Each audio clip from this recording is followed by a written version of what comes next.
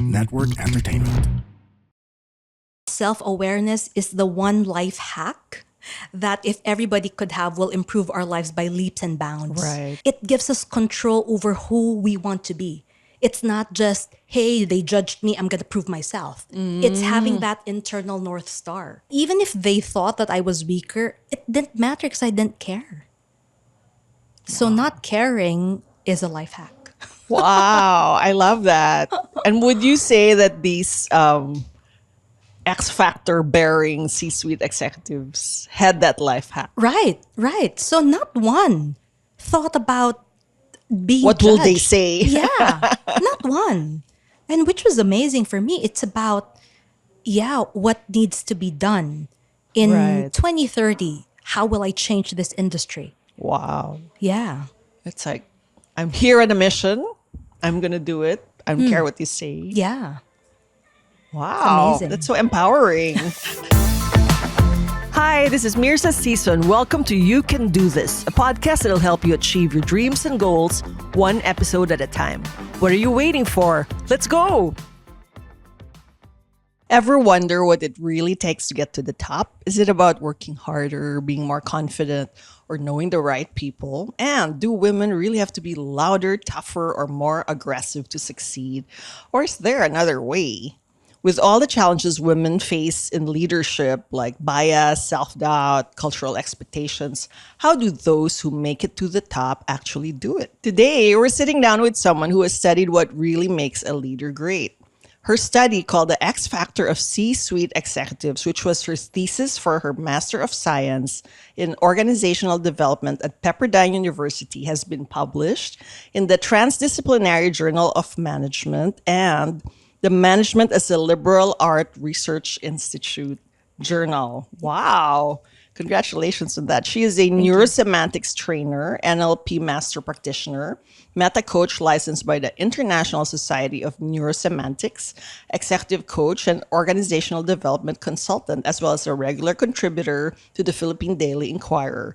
Today, she will reveal how the most successful female executives lead their teams and organizations towards success. Back on the show today, please welcome Coach Sheila Tan. Hi, thank you. Hi, Thanks for having Sheila. me back. Welcome back and happy Women's Month. Yes, happy Women's Month. Today in this episode, we're celebrating, of course, all the phenomenal women on the planet, and you will be instrumental in inspiring our listeners to do the same thing. Are you excited? Yeah, it's such an honor. Yes, and we are honored to have you here. So, you've spent years studying leadership and working with executives. What got you curious about what makes a great leader? So first is if it is my own experience in the corporate world. Right. So I worked 15 years Wow. and I've had the opportunity to work with leaders who were really good. And by good, I mean they're intelligent, they're brilliant. And I've had experiences who actually, yung good and bad nga is depending on standards. Okay. So some were really brilliant and some were motivating. But brilliant and motivating didn't always come together. In Oh. fact, for me, it was kind of weird. The ones who were brilliant didn't motivate me.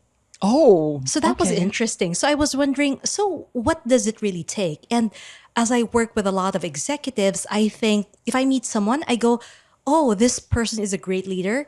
He must have great results. But they don't.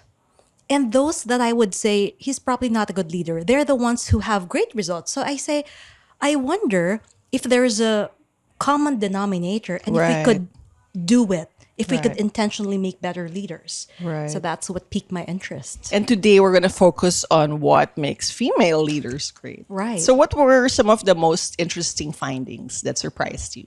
So I guess it started with my expectations because I expected them to be all dominant, aggressive, needing to prove themselves. And I was taken aback by how relaxed they were, how those things didn't matter to them anymore. And it's just about doing something for others, how to be of service, how to have great impact. That was surprising for me. And this is, are we talking about just the women or in general? And my discovery was there wasn't a lot of difference between the men Oh, and the okay. women Wow. across different countries to Right, right, right. different countries, different ages, different industries. Which countries were involved I in the had study? Malaysia, I had Fiji, I had, I think, someone from Singapore as well, and And then Philippines. Philippines. Yes. Okay. Okay. So Asian countries Asian, for the yeah, women. except Fiji, yeah. Oh, okay. Yeah. Except Fiji. Right, right. So can you share some interesting anecdotes or examples that might inspire our listeners? Yeah, so I did my master's during the pandemic. So it was a really tough time for a lot of businesses, if not all, right? And a lot of them really took it upon themselves to have an impact, not just for their employees, but for government, for the country. There was one who said that the decisions I make will have an impact to how the government is going to run the country. So Wow. that was inspiring for me. Tipong they feel like a savior, like a hero kind of thing. Right. So they weren't just looking out for their own self interest, Yeah. but like on a bigger scale. And industry, how do we change things for this industry in the country? Right. Yeah. And did this sense of purpose figure in most of their decisions, or how do you even always think of the country and the government? Yeah, I would think so because it puts everything in long term perspective as opposed to just, I need to earn money this month. Right. Is how do we make things from a strategic point of view that will have a bigger impact and at the same time also for the best interest of my business and my organization. Wow. Yeah. Right. And you mentioned or highlighted that self awareness was such a big factor. Right. Please expound. Right. I think that self awareness is the one life hack that if everybody could have will improve our lives by leaps and bounds. Right. Self awareness is when we're able to reflect on what is happening in us and compare that with how we express ourselves into the world. And if we're able to give ourselves the time to think about how do I align what I want with my behavior, that just shifts our perspective. And I think it informs a lot of our decisions and it gives us control over who we want to be. It's not just, hey, they judged me, I'm going to prove myself. It's having that internal North Star. Right. Can you give like a practical, relatable example of how self awareness translates in like a woman's leadership style? Yeah, like I'm coaching a doctor from the US and she's so go, go, go. Like I need to make this happen. They're threatening me. They're doing this. They're doing that.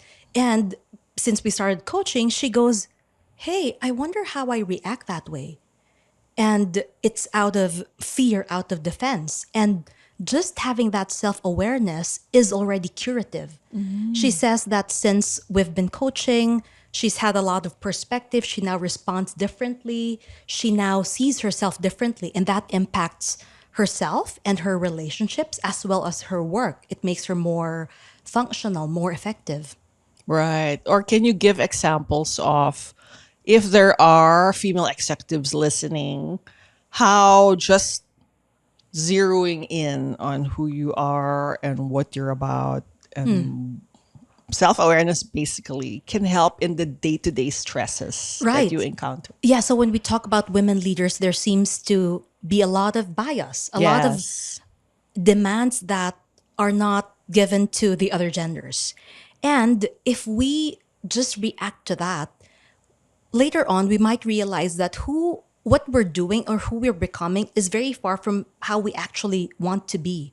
It's just a reference to I don't want to be seen that way. And Right. if we reflect and we think, hey, what is my purpose for doing this? What are my intentions? And who do I want to be?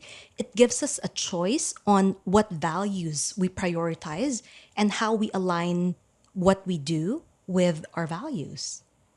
How would you navigate, say, if there's bias? Let's say it's male dominated, there's an old boy network. Your being there is already like viewed as what? Not the norm. So most women's default reaction would be, or MO would be, I gotta be one of the boys. I gotta like, show that I'm strong and be louder than the rest. But if you channel your self-awareness and realize, but I'm not like that, how then do you navigate this kind of environment? So this is a great space for that self-awareness is first, how am I seeing that? How does that impact me? Because if it drives me to be among them, then there's a trigger. Right. There's a fear that's being elicited, and we don't want to come from that. Right. So to check back and say, okay, if I were to design the behavior that I want, what kind of behavior do I want? How do I want to respond to this? And if there is obvious bias, because I think a part of it is what we think, and then it Right. becomes a self-fulfilling prophecy. And if there really is a bias, is putting words into it.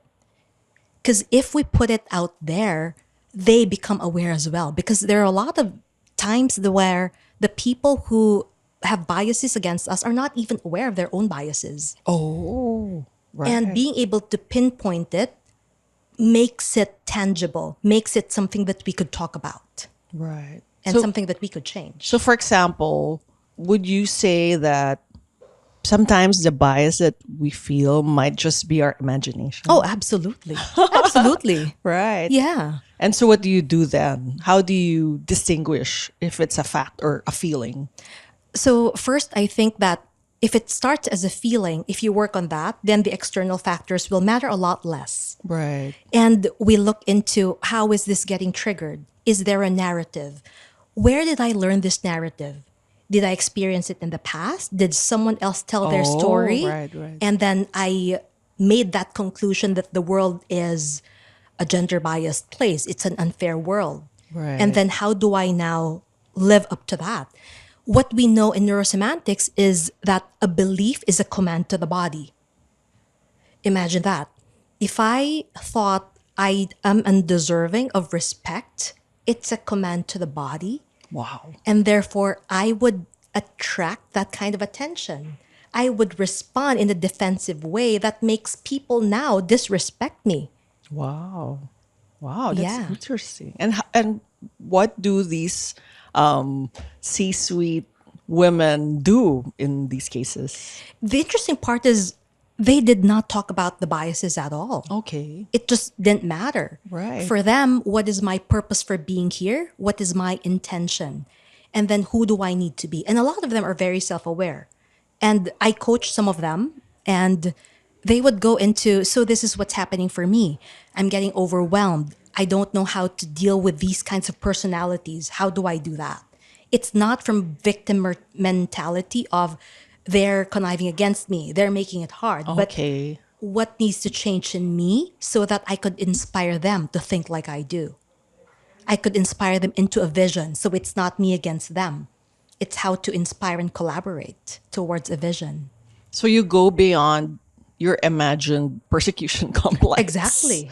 And just say, okay, given this, what now? Right. Wow. What do I want to do? And that's a question I always ask my clients is, okay, this is how you respond now. But if you were to design how you would want to respond, how would it be?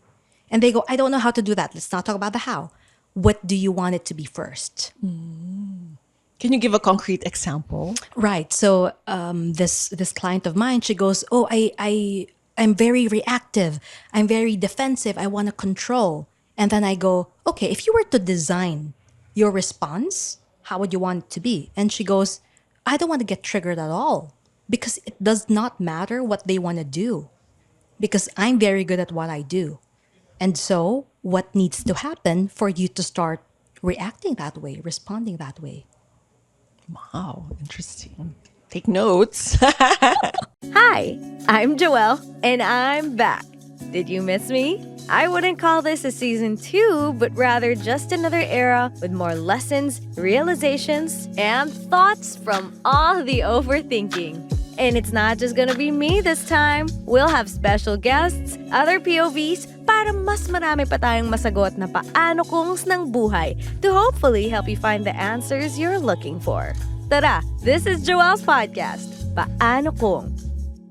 So maybe let's go right down to the the key traits that you discovered so that we can expound on each. My discovery in the thesis is that the traits are very different. The personalities are very different.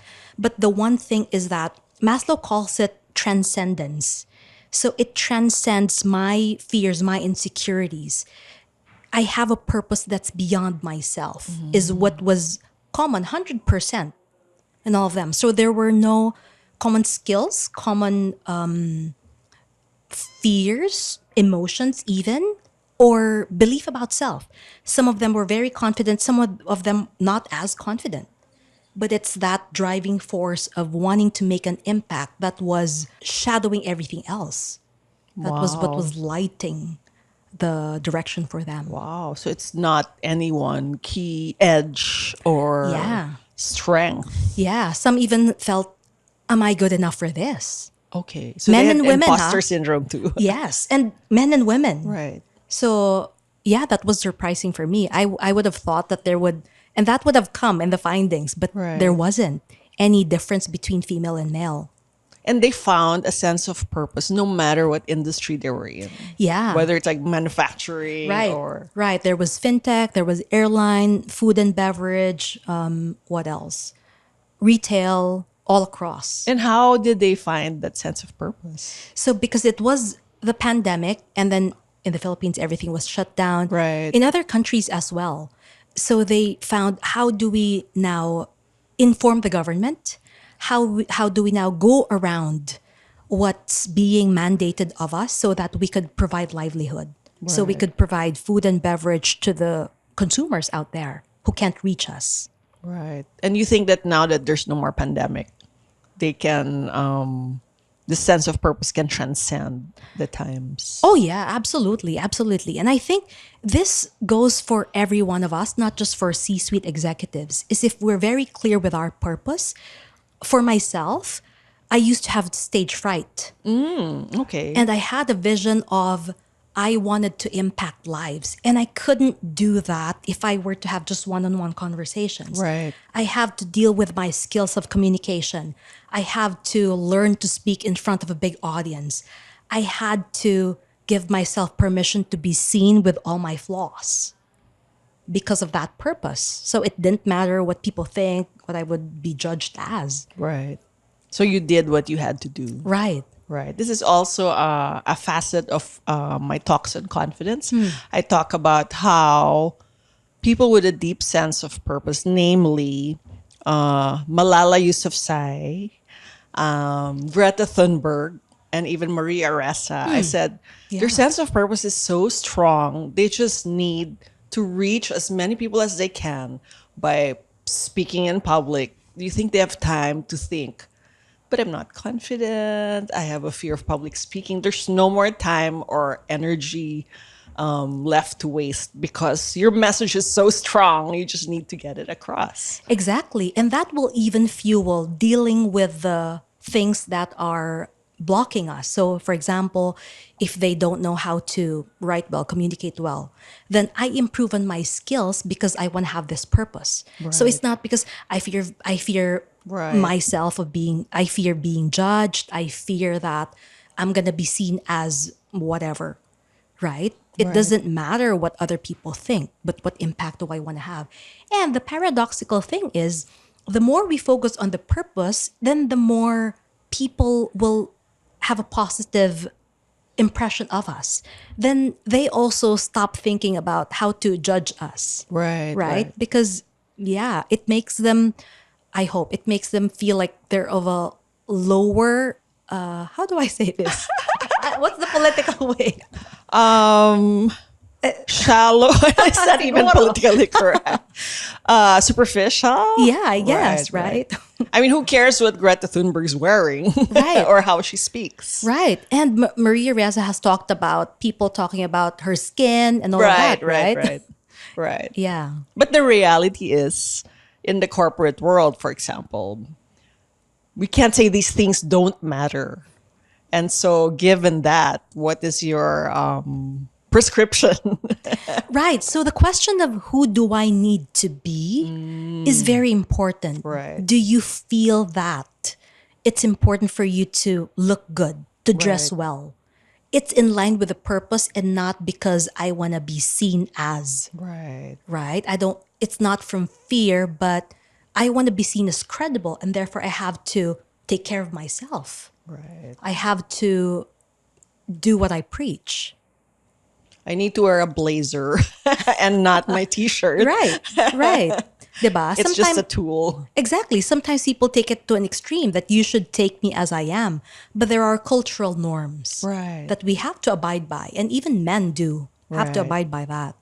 And speaking of cultural norms for females, did you encounter in your study how female navigated the path to success given any cultural expectations or pressures? What I have found in my practice is that women are overwhelmed. Yes. So I don't know if it's from external environment or just how a lot of them were parented or bred, but it feels like parang ang daming pinaglalaban. Right. And I think that's what dilutes our effectiveness sometimes. It's not that we're less smart, less of a visionary, but that we want to tick so many boxes. Such as, like when you say, I love how you phrased it as madaming pinaglalaban rather than there's so much on my plate, which implies kailangan gawin mo yan, di Yeah. ba? Pero pinaglalaban implies I choose to fight for this and this and this and this. Yeah, so like I have a client who's needing to check every email. So she's CEO, but she has to, everything has to go through her Right. because they can't do things right. It has to be a certain way. Right. And I'm saying, 40-50% of what you're doing is unnecessary. It's unnecessary stress and it is a disservice to your organization. And then they have children, they have to go to PTC, they have to be the parent representative, you have to talk to the principal. And then there's charity. I have to go do this charity because it's good. It's like all those are great, but it's like we're spreading ourselves too thin. Right, right. And So then women like to overcommit. yeah. And I think because by nature we have more, how do I say this? We have more capacity to multitask, to have different, we see so many things. Right. And what we have to learn is have boundaries and learn to prioritize and learn to trust. I think that a Right, lot of right. women have difficulty trusting. That's why they micromanage. Right. Right. Because I have to do it right. And there's Right. that concept of doing it right.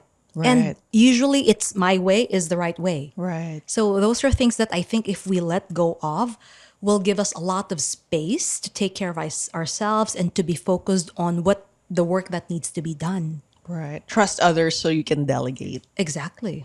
Right. Whereas the man probably won't have to go to all the PTCs, right? How come they can do it? Right, right. Just we take it upon ourselves to succeed in so many areas. So what's the solution? Well, choose. Pick your battles. Yeah. Have a choice. And I think that designing your life is so important. What do I want to give most attention to? Right. And then we talk about work-life integration, right? Right. So we include our personal needs into the schedule. Right. For so many women, kaya ko naman eh. So I won't take care of myself anymore. Right. Sila muna.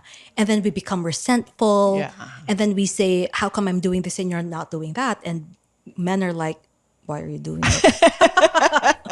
Right? Right. So time block the massage and the Exactly. salon appointment because Exactly. you need it for self-care. Yeah. So for me, having a client meeting and having a massage, equal priority yan. Oh, okay. Yeah, what do I Okay. need more? Right. Because in my mind, taking care of myself is part of who I am, and that's part of the work. Right. So I don't see it as being selfish. Right. So have a purpose greater than yourself. What's the second one? Pick your battles. Pick your Don't battles. overcommit. What are the other success secrets? I think work on skills that are relevant in what you do. Right. I see a lot of men sometimes judge women because they don't know what they're saying is the judgment. But if I listen to the women, it's because they go round and round. They want to be respectful. They want to be politically correct. Right. And so they go round and round and the message is lost. So if we could work on communication skills, on feeling our emotion and putting the right words into it, I think a lot of women feel a lot of emotions and they don't know what the emotions are. They don't know how to regulate. They don't know how to deal with it. While we can just say, I'm sad that we're doing this. It does not have to be emotional. We have this concept that if we're emotional, we're crying in the corner or something, right? Or shouting at the top of our lungs. And is it a gender thing? Like women are predisposed to beating around the bush because of their emotion? I think because of the attention of thinking of so many things. Yung men, I need to say this, period. Right. Yung women, I need to say this, but she might feel bad. He might think it's like this and all of that. And then, they might feel that I'm like this. You're Parang- always second guessing Right. the impression that they'll have of you, but men don't care. Exactly. And there are just so many considerations. I need to appear this way and all of that. So if we do away with all of that, it gives us so much mind space to just chill. But how do you deal with there is an existing expectation like it's like why Hillary did not win. Diba? Parang you'll say about a female boss that you love and who is admired. She's firm but she's not bossy, diba? Or she's ambitious but she's not garapal, diba? There's always that. So Yeah. how then, if those are the expectations, how then do you navigate I think a that lot scenario? of it is even like before that is knowing what we stand for. What are my values and how do I express it well? Because once we get to that part of I should not be bossy, then we go into the overthinking part. While the work is mostly even before that, Right. right? So what do I stand for? Who am I? What are my values? And what's the best way for me to put it out into the world? How do I make this impact efficient and effective? Because a lot of men would think, women are not efficient. And that's because of the overthinking nga, of the imposter syndrome. In a way, parang we're making it so difficult for ourselves to succeed. Actually, that's what I think. Wow. So it starts with the inner work. Yeah, And once you know what you stand for, what they think won't matter truly, right. even if you hear things. Yeah. And so I say, I don't think I've ever experienced having a bias, being a victim of bias. And even if they thought that I was weaker, it didn't matter because I didn't care. So not caring is a life hack. Wow. I love that. And would you say that these X Factor bearing C-suite executives had that life hack? Right, right. So not one thought about being What will they judged. say? Yeah, not one. And which was amazing for me. It's about, what needs to be done in Right. 2030. How will I change this industry? Wow. Yeah. It's like, I'm here on a mission. I'm going to do it. I don't care what you say. Yeah. Wow. amazing. That's so empowering. What else? What other enlightening things did you discover that you want to share? I think that a lot of them, both men and women, were very in touch with their emotions. So I would have expected before dominant, aggressive, in line with my experience Right. in the male-dominated worlds that I've been. And these are men who could say, I'm afraid. Sometimes it keeps me up at night, but I know I need to do it. Wow. And the women as well.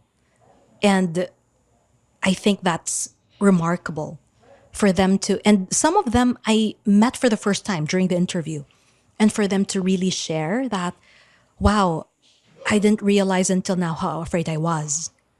And they said the questions alone were therapeutic for them to reflect on, wow, what has happened and what I went through to transcend all of those difficulties.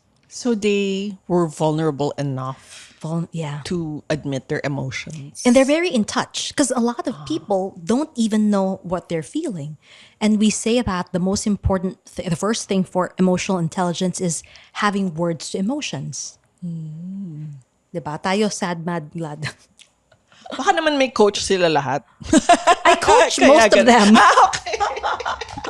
Ano pala siya? The X factor of C-suite clients of Sheila Tan. Well, that's true, though. That's true. Yeah, yeah. But then, of course, since we are both coaches, we may be biased, but coaching really helps. Oh, yeah. Oh, yeah. Definitely. So, in summary, what nuggets would you like to leave our listeners with about the success secrets of women in the C-suite based on your study? So first, I think that believe that life can be simple. I think we overcomplicate things. Right. Second is I have the choice on how to live my life and design it well. And then third is who do I need to be to live that kind of life? So para siyang video game, di ba? I'll create this world and then what needs to change in me? Right. Fourth, what skills do I need to learn? Because some people feel it's mindset. As long as I'm confident, competence should equate to confidence. If you're not competent, you're not supposed to be confident. Right. So live up to the level of confidence that you want. And fifth, choose what you care for. What you care for, you give attention to. And that's what grows. Nice. So, if you could leave our listeners with just one powerful lesson from our conversation today, what would that be? Live life purposefully. Thank you, Coach Sheila. Thank you. So enlightening, and I'm sure it will really help all our female listeners this month. Happy to be here. Thank you. Where can people reach you, get in touch with you, or find out more about your work? I have an Instagram account, altius.coaching. That's ALTIUS. I'm on Facebook as well, Altius Coaching and Consulting. A lot of my clients now are by referral, so I don't rely so much on social media, but people Right. find me on my email address is coachsheila.tan@gmail.com. So I get a lot of emails from people who read Inquirer as well. Okay. Yeah. Right. And your Inquirer article or column comes out every... Every time I have time. Okay. So it's usually Tuesdays because it's Okay. wellness, sometimes Right, Sundays. So just Google Sheila Tan Inquirer and then all my articles come out. Right. She also wrote a very timely article called "How to Be a Phenomenal Woman." Yeah. When was this again? For last year's Women's Last Month. year's Women's Month, but it's worth Google. Thank you. Thank you, everyone, and happy Women's Month. Thank you for listening to You Can Do This. If you want to know more about me, visit mirza.com. That's MYRZA.com. And follow me at Mirza Season on Instagram, Facebook, YouTube, TikTok, Twitter, and LinkedIn. If you like this episode, please don't forget to rate it 5 stars. Hit the follow button on your podcast streaming platforms and hit the notification bell to get alerted every time we release a new episode. Catch you at our next convo, and always remember, you can do this. The opinions of podcast creators, hosts, and guests are not necessarily reflective of the official stance of the Pod Network Entertainment, its hosts, or other network programs. The content created by the people behind the podcast is personal and not meant to harm any religion, ethnicity, group, organization, company, or individual.